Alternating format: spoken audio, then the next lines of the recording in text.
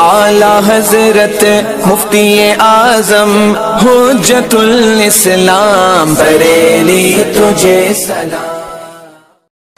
السلام علیکم ورحمۃ اللہ تعالی وبرکاتہ۔ پیارے بچوں، اس سے پہلے ہم احادیث صحیحہ پر گفتگو کر چکے ہیں اور اسی پر کچھ مزید باتیں بھی ہم نے ذکر کی۔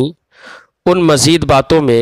جو آپ کے فائدے کے لیے ہم نے ذکر کی ہیں، انہی میں سے ایک بات یہ بھی ہے کہ ہم یہاں پر مستدرک حاکم، صحیح ابن خزیمہ اور صحیح ابن حبان پر بھی کچھ کلام کر لیں۔ تو مستدرک حاکم پر ہم گفتگو کرتے ہوئے یہ آپ کے سامنے ذکر کر دیں کہ یہ کتب احادیث میں ایک ضخیم ترین کتاب ہے۔ اس کتاب کے اندر امام حاکم نے ان احادیث کو ذکر کیا ہے جو احادیث شیخین یعنی امام بخاری اور امام مسلم کی شرط پر ہوتی ہیں، یا دونوں میں سے کسی ایک کی شرط پر ہوتی ہیں، لیکن امام بخاری اور امام مسلم نے ان احادیث کا استخراج نہیں کیا، ان کی تخریج نہیں کی۔ ساتھ ہی ساتھ اس کتاب کے اندر امام حاکم ان احادیث کو بھی ذکر کرتے ہیں جو امام حاکم کے نزدیک صحیح ہوتی ہیں، اگرچہ وہ شیخین میں سے کسی کی بھی شرط پر نہ ہو۔ اور ایسی احادیث کو ذکر کرنے کے بعد امام حاکم ان لفظوں سے اس کی تعبیر کرتے ہیں کہ بِأَنَّهَا صحیحۃ الاسناد، کہ یہ صحیح الاسناد ہیں۔ تو اس طریقے سے اس طرح کے الفاظ وہ استعمال کرتے ہیں۔ تو جہاں پر اس طرح کے الفاظ انہوں نے استعمال کیے ہیں اور ان حدیثوں کی تخریج امام بخاری اور امام مسلم نے نہیں کی ہے اور نہ ہی ان میں سے کسی کی شرط پر ہے وہ، تو اس کا مطلب یہ ہوتا ہے کہ امام حاکم کے نزدیک وہ حدیث صحیح ہے۔ بہت ساری جگہوں پر ایسی احادیث بھی انہوں نے ذکر کی ہیں جو صحیح نہیں ہیں، لیکن ذکر کرنے کے بعد ان پر تنبیہ ضرور کر دیتے ہیں۔ اس طرح سے امام حاکم حدیث کی تصحیح میں تسامح کر دیتے ہیں، وہ تساہل ہو جاتا ہے ان سے، لہذا قارئین پر یہ لازم ہے کہ اس حدیث کو جب وہ پڑھے یا مستدرک حاکم کو جب وہ پڑھے تو وہ حدیث کی تتبع اور اس کی تلاش و جستجو کر لے اور ان کی ذکر کردہ احادیث پر وہ حکم لگائیں جو ان کے لائق ہو۔ تلاش و جستجو کے بعد اگر صحت کا حکم ہو تو صحت کا حکم لگائیں، ورنہ صحت کا حکم نہ لگائیں۔ جیسے کہ امام ذہبی نے مستدرک حاکم کا تتبع کیا، تلاش کی، اس کے احادیث کی چھان بین کی، اور امام حاکم کی بہت ساری احادیث پر جو ان کے لائق حکم تھا وہ حکم لگایا۔ بہرحال مستدرک حاکم ایک ایسی کتاب ہے جس کو تلاش و جستجو اور بہت ساری چھان بین کی ضرورت ہے۔ صحیح ابن حبان یہ ایک ایسی کتاب ہے جس کی ترتیب ایک اختراعی ہے، یہ ابواب کے طریقے پر مرتب نہیں ہے، نہ ہی مسانید کے طریقے پر مرتب ہے۔ اسی لیے صحیح ابن حبان کا نام جگہ جگہ پر ابن حبان نے التقاسیم والانواع رکھا ہے۔ اس کتاب کی حدیث کی تلاش و جستجو اور اس کا کشف کہ کون سی حدیث کہاں پر ملے گی، یہ بڑا مشکل ہے، کیونکہ اس کی ترتیب نہیں ہے۔ کچھ علماء نے، جیسے کہ ان میں امیر علاء الدین ابو الحسن علی بن بلوان، جن کا وصال 739 ہجری میں ہوا، انہوں نے اس کتاب کی ترتیب ابواب کے طریقے پر کی، اور ترتیب کے بعد انہوں نے اس مرتب کتاب کا نام رکھا الاحسان فی تقریب ابن حبان۔ ابن حبان بھی کسی حدیث کو صحیح بتانے میں اور صحت کا حکم لگانے میں تساہل برتتے ہیں، لیکن امام حاکم کی بنسبت ان کا تساہل اور ان کا تسامح کم ہوتا ہے۔ صحیح ابن خزیمہ، یہ صحیح ابن حبان سے درجے میں اعلیٰ جانی جاتی ہے، اعلیٰ مرتبہ ہے۔ کیوں؟ اس لیے کہ ابن خزیمہ تحری اور تلاش و جستجو اور کسی چیز کی پرکھ میں شدت برتتے ہیں، یہاں تک کہ اگر کسی حدیث کی اسناد میں ادنا سا بھی کلام ہوتا ہے، تھوڑا سا بھی کلام ہوتا ہے، تو ایسی حدیث کی تصحیح میں، اس کو صحیح قرار دینے میں ابن خزیمہ توقف کر لیتے ہیں، جیسا کہ تدریب رابی میں اس کا ذکر ہے۔ ایک بات یہ بھی بتا دیں کہ آپ نے نام سنا ہوگا مستخرجات علی الصحیحین، یعنی صحیح بخاری اور صحیح مسلم پر مستخرجات۔ مستخرج کا کیا مطلب ہوتا ہے؟ مستخرج کا مطلب بچوں یہ ہوتا ہے کہ جو مصنف کسی کتاب مستخرج کو لکھتا ہے تو اس کا مطلب یہ ہوتا ہے وہ کسی کتاب حدیث سے کوئی کتاب تیار کرے، اور اس حدیث کی کتاب سے کہ حدیثیں لے، اور ان احادیث کو خود اپنی سند سے پیش کر دے، صاحب کتاب کے طریقے کے علاوہ اپنی سند سے کسی دوسرے طریق سے اسے پیش کر دے، اور صاحب کتاب کے ساتھ وہ صاحب کتاب کے شیخ یا شیخ سے اوپر والے کوئی دوسرے شیخ ہیں، ان کے ساتھ جا کر جمع ہو جائے۔ مثلا امام بخاری نے اپنے شیخ سے کوئی حدیث روایت کی، اور استخراج کرنے والا مصنف اسی حدیث کو ایک دوسرے طریقے سے پیش کرے کہ جس میں امام بخاری کو ذکر نہ کرے بلکہ امام بخاری کے شیخ کو ذکر کر دے، ان کے شیخ کے شیخ کو ذکر کر دے۔ تو اس طریقے سے جو احادیث ذکر کی جاتی ہیں، اور اس طرح سے جن احادیث کا ذکر جس کتاب میں ہوتا ہے، اس کو مستخرج کہتے ہیں۔ تو مستخرجات علی الصحیحین بہت سارے ہیں، لیکن صحیحین پر مستخرجات جو مشہور ترین ہیں ان کے ہم نام ذکر کر دیتے ہیں۔ ایک ابو بکر اسماعیلی کا مستخرج ہے امام بخاری پر، تو مستخرج لابی بکر الاسماعیلی علی البخاری ہے۔ نمبر 2 مستخرج لابی عوانہ الاسفرائینی علی مسلم ہے، یعنی امام مسلم کی صحیح مسلم پر ابی عوانہ اسفرائینی نے استخراج کیا ہے۔ اور ایک امام بخاری اور امام مسلم دونوں کی صحیحوں پر، یعنی صحیح مسلم اور صحیح بخاری دونوں پر ایک ابی نعیم اصبہانی کی مستخرج ہے۔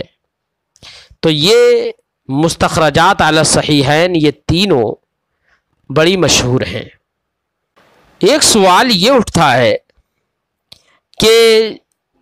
جن مصنفین نے صحیحین پر مستخرجات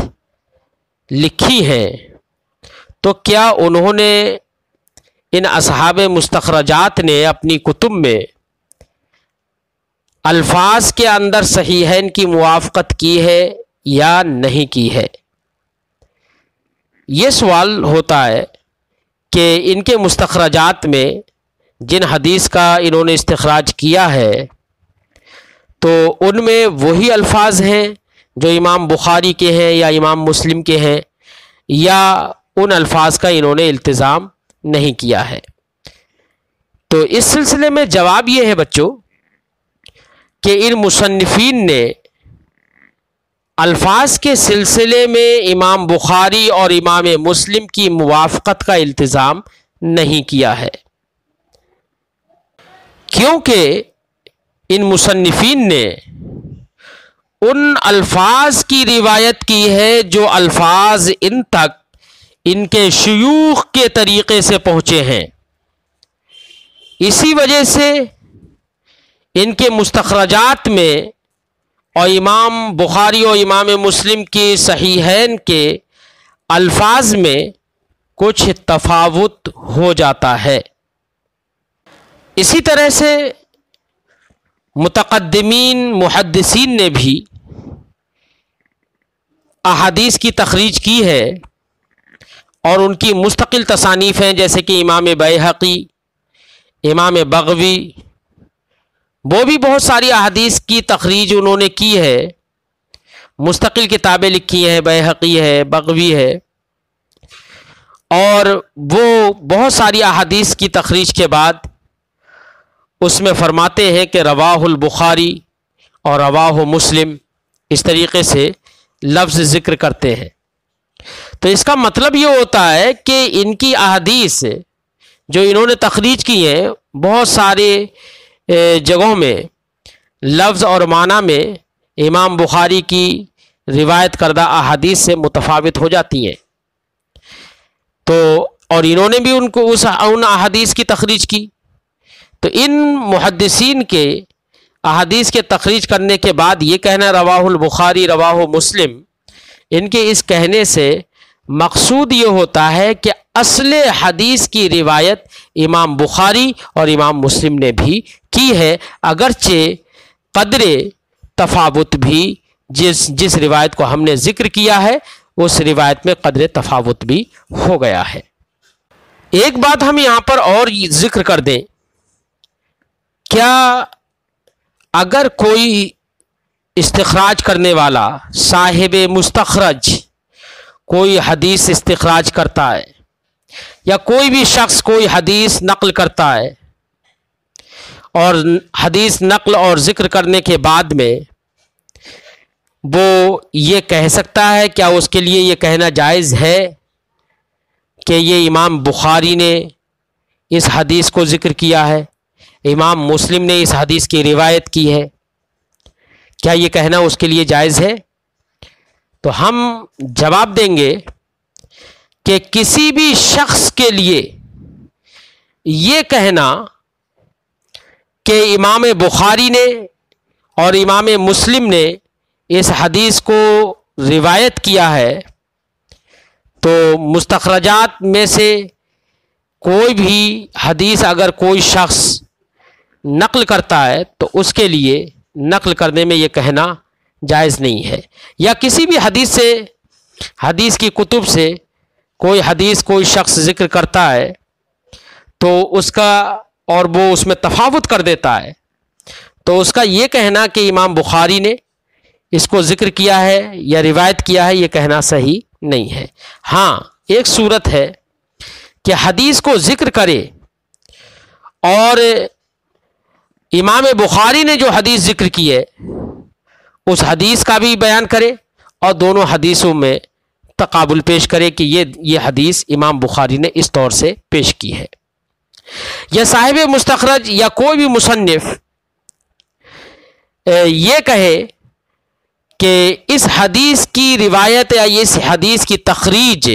امام بخاری یا امام مسلم نے ان لفظوں میں کی ہے، اگر اس طریقے سے کہے تو صحیح ہے، ورنہ اگر کسی حدیث میں تفاوت ہے تو تفاوت کے بعد تفاوت کے ساتھ براہ راست یہ کہہ دینا کہ امام مسلم نے بھی اس کی روایت کی ہے، امام بخاری نے بھی اس کی روایت کی ہے، یہ کہنا جائز نہیں ہے۔ یہاں پر ایک بات یہ بھی ذکر کر دیں کہ صحیحین یعنی صحیح بخاری اور صحیح مسلم پر بہت سارے مستخرجات موجود ہیں، بہت سارے محدثین نے استخراجات پیش کیے ہیں، تو کیا ان مستخرجات کا کوئی فائدہ بھی ہے؟ تو اس سلسلے میں ہم آپ کو بتا دیں کہ مستخرجات کے بہت سارے فائدے ہیں، جن فائدوں کا ذکر امام سیوطی علیہ رحمۃ و رضوان نے تدریب الرابی میں ذکر کیا ہے، جن کو بیان کیا ہے، ان میں اہم ترین فائدے یہ ہیں۔ نمبر 1، علو اسناد، یعنی جب کوئی مستخرج اپنے مستخرج میں کسی حدیث کو روایت کرتا ہے امام بخاری کے طریقے سے یا امام مسلم کے طریقے سے، تو اس سے یہ یقین ہو جاتا ہے کہ مستخرج میں جو حدیث انہوں نے ذکر کی ہے اس کی روایت امام بخاری کے طریقے سے بھی ہے۔ تو ایک دوسرا طریقہ بھی معلوم ہو جاتا ہے۔ دوسرا ایک فائدہ یہ ہے کہ حدیث صحیح ہے تو مستخرج میں جو حدیث ذکر کی گئی ہے وہ بھی صحیح ہے، اور امام بخاری نے اس کو ذکر کیا وہ بھی صحیح ہے، تو اور مصنف مستخرج نے اس حدیث کو کسی دوسرے شیخ سے بھی روایت کر دیا، تو اس استخراج سے فائدہ یہ ہوتا ہے کہ بہت ساری جگہوں پر بہت ساری احادیث میں کچھ الفاظ زائدہ واقع ہوتے ہیں، بہت سارے فائدے مند کلمات بڑھ جاتے ہیں، تو اس سے فائدہ یہ ہوتا ہے کہ وہ حدیث جو صحیح ہے اس کی قدر صحت میں زیادتی ہو جاتی ہے۔ اور تیسرا فائدہ یہ ہے کہ کثرت طرق سے اس حدیث کو قوت بھی مل جاتی ہے، جس کا نتیجہ یہ ہوگا کہ اگر کہیں پر تعارض ہو تو تعارض ہونے کے وقت میں یہ حدیث جس کو مستخرج میں ذکر کیا گیا ہے اس کو ترجیح دی جائے گی۔ کیوں؟ اس لیے کہ اس کو امام بخاری نے بھی ذکر کیا، امام مسلم نے بھی ذکر کیا، یا ان میں سے کسی ایک نے ذکر کیا، اور صاحب مستخرج نے بھی اس کو ان کے شیخ یا کسی اور سے جو ان کے مافوق ہوں ان سے اس کو نقل کر دیا، تو اس سے یہ سمجھ میں آئے گا کہ اس حدیث کی روایت کے طریقے متعدد ہیں، الگ الگ ہیں، اور تعدد طرق اور کثرت طرق کے ذریعے سے حدیث کو قوت مل جاتی ہے۔ لہٰذا وہ حدیث جس کو صرف امام بخاری نے اپنے شیخ سے نقل کیا یا امام مسلم نے جس کو صرف ذکر کیا، اگر ایسی احادیث معارض ہو جائیں ایسی احادیث سے جس کو امام بخاری نے بھی ذکر کیا، امام مسلم نے بھی ذکر کیا، اور صاحب مستخرج نے ان کے طریق کے علاوہ کسی اور طریقے سے بھی اس کو ذکر کیا، تو ایسی صورت میں صاحب مستخرج کی وہ حدیث ترجیح پائے گی اور اس کو راجح قرار دیا جائے گا تعارض کے وقت میں۔ ایک اور اہم اور مفید بات ہم آپ کو یہ بھی بتا دیں کہ امام بخاری یا امام مسلم نے جس حدیث کی روایت کی ہے تو کیا اس حدیث کی صحت کا حکم لگانا صحیح ہوگا یا نہیں ہوگا؟ تو اس کے سلسلے میں ہم نے اس سے پہلے بھی بیان کیا تھا کہ امام بخاری اور امام مسلم نے اپنی صحیحین میں صرف انہی احادیث کو ذکر کیا ہے جو ان کے نزدیک صحیح تھیں، اور دونوں کتابوں کو امت نے قبول بھی کیا ہے۔ تو جن احادیث کی صحت کا قول ان ائمہ نے کیا، امام بخاری امام مسلم نے کیا ہے،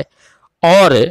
امت نے ان کو قبول بھی کیا ہے، تو کیا ان کو صحیح قرار دینا، ان پر صحت کا حکم لگانا یہ صحیح ہوگا یا نہیں ہوگا؟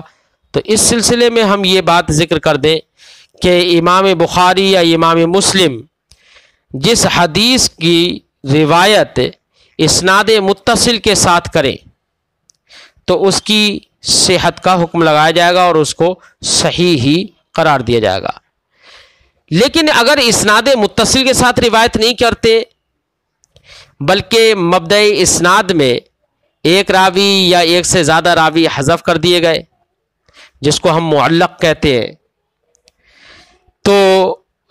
اور یہ امام بخاری کی صحیح بخاری میں اس طرح کی احادیث بہت ساری ہیں کہ انہوں نے مبدأ اسناد ہی میں بہت سارے راوی اور بہت سارے ایک راوی یا بہت سارے راوی بہت ساری احادیث میں مذکور نہیں ہے. تو اگر اسناد متصل نہیں ہے بلکہ مبدأ اسناد میں ایک یا ایک سے زیادہ راوی محذوف ہے تو کیا ایسی صورت میں ان پر صحت کا حکم لگایا جائے گا یا نہیں لگایا جائے گا؟ تو اس سلسلے میں یہ چند باتیں یاد رکھیں. نمبر 1، اگر امام بخاری نے ایسی حدیث ذکر کی یا امام مسلم نے حدیث ذکر کی، ویسے امام مسلم کے یہاں پر ان کی صحیح میں ایسی حدیثیں بالکل بہت کم ہیں، بلکہ ایک حدیث باب تیمم میں انہوں نے اس طرح کی ذکر کی ہے. لہذا امام بخاری یا امام مسلم اگر حدیث معلق کو ذکر کرتے ہیں، یعنی جس کے مبدأ اسناد میں کوئی ایک یا دو راوی یا دو سے زیادہ راوی محذوف ہوں، اور اس جزم اور یقین کے ساتھ کہتے ہیں، مثلا لفظ قالا کہتے ہیں قالا، یا کہتے ہیں امرا، یا کہتے ہیں ذکرا، یعنی الفاظ جزم کے ساتھ اسے پیش کر رہے ہیں، تو اس حدیث پر صحت کا حکم لگایا جائے گا کہ وہ حدیث صحیح ہے. اور جس حدیث کے اندر ان الفاظ کا ذکر نہیں ہے، الفاظ جزم ذکر نہیں کیے گئے ہیں، مثلا یہ کہہ دیا گیا یوروا روایت کی گئی ہے، یذکر ذکر کیا گیا، یحکا بیان کیا گیا ہے، رویا ذکرا، اس جیسے الفاظ استعمال کیے گئے ہیں مجہول جن میں جزم نہیں ہوتا ہے، تو ایسی صورت میں ایسی احادیث کی صحت کا حکم نہیں لگایا جائے گا. لیکن یہاں پر ایک بہت مفید بات ہم یہ بتا دیں کہ حدیث صحیح تو آپ نے پڑھ لیا، کیا حدیث صحیح کے کچھ مراتب بھی ہیں؟ حدیث صحیح میں بھی درجے اور رتبے ہیں. تو اس سلسلے میں ہم ذکر کر دیں کہ چونکہ حدیث صحیح رجال اسناد کی طرف نسبت کرتے ہوئے حدیث صحیح کے چند مراتب ہوتے ہیں، 3 مرتبے ہو جاتے ہیں. یہی وجہ ہے کہ بعض علماء نے اصح الاسانید کو ذکر کیا ہے کہ ان کے نزدیک کچھ ایسی سندیں ہوتی ہیں جو اصح الاسانید کہلاتی ہیں. تو وہ 3 مرتبے کون سے ہیں جو صحت کے مراتب کہلاتے ہیں؟ تو پہلا مرتبہ تو یہ ہے، اور مراتب میں سب سے اعلیٰ مرتبہ اس صحیح کو کہا جائے گا جو اصح الاسانید، علماء نے جن سندوں کو اصح الاسانید کہا ہے ان اصح الاسانید میں سے کسی سند کے طور پر جو حدیث مروی ہو وہ حدیث صحیح کے مراتب میں اعلیٰ مرتبے پر ہوگی. جیسے کہ امام مالک روایت کریں امام نافع سے، امام نافع روایت کریں عبداللہ ابن عمر سے، اور اس سے رتبے میں کم یعنی اوسط درجے کی جو سند کہلائے گی، ہے تو سبھی صحیح لیکن درجے میں اوسط درجے کی ہے، یہ وہ حدیث ہوگی جو مروی ہو ایسے رجال کی اسناد سے جو رجال اوپر ذکر کردہ یعنی مالک روایت کریں نافع سے، نافع روایت کریں عبداللہ ابن عمر سے، ان رجال اسناد سے درجے میں جو کم ہوں. جیسے کہ حماد ابن سلمہ کی روایت حضرت ثابت سے، حضرت ثابت کی روایت حضرت انس سے. یہ اوسط درجے کی صحت میں اسناد ہوگی. اور اس سے بھی کم جو تیسرا درجہ ہے وہ حدیث ہے جو ایسے راویوں کی اسناد سے مروی ہو جن کے سلسلے میں کچھ بھی وصف ثقہ صادق آتا ہو، جن کے سلسلے میں جن کے اندر وصف ثقہ کی صداقت کا تحقق ہوتا ہو، تو ایسے راویوں کی روایت سب سے کم درجے کی صحت مند ہوتی ہے. اس کو ادنا رتبتاً فی الصحہ کہا جاتا ہے. جیسے کہ سہیل ابن ابی صالح کی روایت ان کے والد صالح سے، اور وہ روایت کریں حضرت ابو ہریرہ سے. اس طرح سے حدیث صحیح کی روایت جن کتابوں میں ہے ان کتابوں کی طرف نسبت کرتے ہوئے حدیث صحیح کی تقسیم 7 تک پہنچ جاتی ہے. ایک تو وہ جس پر امام بخاری اور امام مسلم دونوں کا اتفاق ہو، ایسی حدیث صحیح یہ اعلی المراتب کہلاتی ہے. پھر دوسرے درجے کی وہ جس میں صرف امام بخاری منفرد ہوں، امام بخاری نے جس کی صرف روایت کی ہو. اور تیسرے درجے کی وہ جس کو صرف امام مسلم نے روایت کیا ہو. پھر وہ حدیث یا وہ کتاب جس میں حدیث صحیح کا ذکر ہے، وہ حدیث جس کے جو حدیث امام بخاری اور امام مسلم دونوں کی شرطوں پر ہو اور امام بخاری اور امام مسلم نے اس کی تخریج نہ کی ہو. پھر 5ویں نمبر پر وہ کتاب ہوگی جس میں ایسی حدیث کا ذکر ہو جو احادیث امام بخاری کی شرط پر ہو لیکن امام بخاری نے اس کی تخریج نہ کی ہو. پھر 6 نمبر پر وہ کتاب ہوگی جو کتاب ایسی احادیث پر مشتمل ہو جو امام مسلم کی شرط پر ہو اور امام مسلم نے اس کی تخریج نہ کی ہو. اور 7ویں نمبر پر وہ ہوگی جو امام مسلم اور امام بخاری کے علاوہ دیگر ائمہ حدیث کے نزدیک احادیث صحیح ہے اور ان احادیث کو جس کتاب میں جمع کر دیا گیا وہ کتاب 7ویں نمبر پر ہوگی. جیسے کہ صحیح ابن خزیمہ، صحیح ابن حبان، یا تو ان کی وہ حدیثیں جو امام بخاری اور امام مسلم کی شرط پر نہ ہو یا ان میں سے کسی ایک کی شرط پر نہ ہو، تو یہ سب کے سب وہ ہیں جو کہ 7ویں نمبر پر آتی ہیں. یہاں پر ایک بات یہ بھی بتا دیں کہ یہ بات بہت ذکر کی جاتی ہے کہ شیخین کی شرط پر ہو، تو شرط شیخین کیا ہے؟ تو امام بخاری یا امام مسلم نے کہیں پر اپنے شرائط کا ذکر نہیں کیا ہے، لیکن علماء اور محدثین نے تلاش و جستجو کی تو ان کے طرز بیان سے چند باتیں سمجھ میں آتی ہیں جن کا خلاصہ یہ ہے کہ جہاں پر یہ بولا جائے کہ شیخین کی شرط یا دونوں میں سے کسی ایک کی شرط پر ہو، تو اس سے مراد یہ ہوتا ہے کہ حدیث ان رجال سے مروی ہو،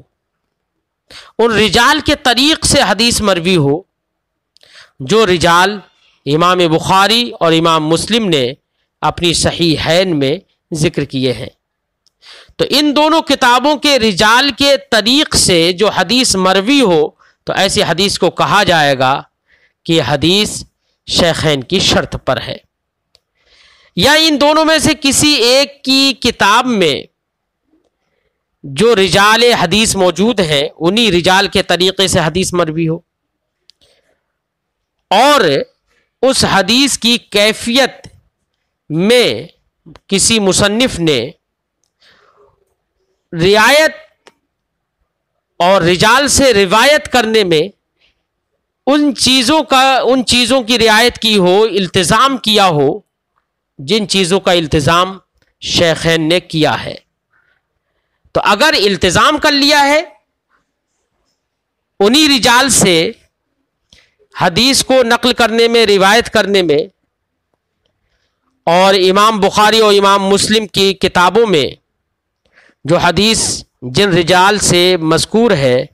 انہی رجال کے طریق سے کسی کوئی دوسرا مصنف اپنی کتاب کے اندر حدیث کو ذکر کرتا ہے تو کہا جائے گا کہ یہ حدیث شیخین کی شرط پر ہے۔ بہت ساری جگہوں پر ہمارے محدثین حدیث کو ذکر کرنے کے بعد متفقن علیہ لفظ بولتے ہیں، جیسے کہ مشکات شریف میں متفق علیہ کی الگ فصل باندھی ہے۔ تو یہ متفقن علیہ کا کیا مطلب ہوتا ہے؟ تو جہاں پر بھی یہ بولتے ہیں کہ یہ متفق علیہ ہے تو اس سے مراد ہوتا ہے کہ شیخین کا اتفاق ہے، یعنی امام بخاری اور امام مسلم دونوں اس حدیث کی صحت پر متفق ہیں۔ یہ مراد نہیں ہوتا کہ پوری امت متفق ہے۔ ہاں، علامہ ابن صلاح نے علوم الحدیث کے اندر یہ بات ضرور ذکر کی ہے کہ امام بخاری اور امام مسلم جس حدیث کی صحت پر متفق ہیں تو وہ حدیث پوری امت کے نزدیک بھی متفق علیہ ہوگی، پوری امت کا بھی اس کی صحت پر اتفاق ہوگا، کیونکہ پوری امت کا اتفاق ہے اس بات پر کہ امام بخاری اور امام مسلم جس پر متفق ہو جائیں اس کو پوری امت قبول کرتی ہے۔ اس لیے علامہ ابن صلاح نے یہ ذکر کیا کہ امام بخاری اور امام مسلم کسی حدیث کی صحت پر متفق ہیں تو وہ اس پر پوری امت کا بھی اتفاق ہوگا۔ ایک آخر میں ہم یہ بات بھی ذکر کر دیں کہ کسی حدیث کے صحیح ہونے کے لیے کیا اس کا عزیز ہونا شرط ہے یا نہیں ہے؟ تو ہم نے اس سے پہلے بھی تھوڑی یہ گفتگو اس بات پر کی تھی کہ کسی حدیث کے صحیح ہونے کے لیے اس کا عزیز ہونا یہ شرط نہیں ہے۔ اس سے پہلے ہم اس پر تفصیلی گفتگو کر چکے ہیں، اور علامہ ابن حجر عسقلانی علیہ رحمۃ والرضوان نے نزہۃ النظر میں اس پر تفصیلی گفتگو کی ہے۔ اس سے پہلے کسی سبق میں ہم نے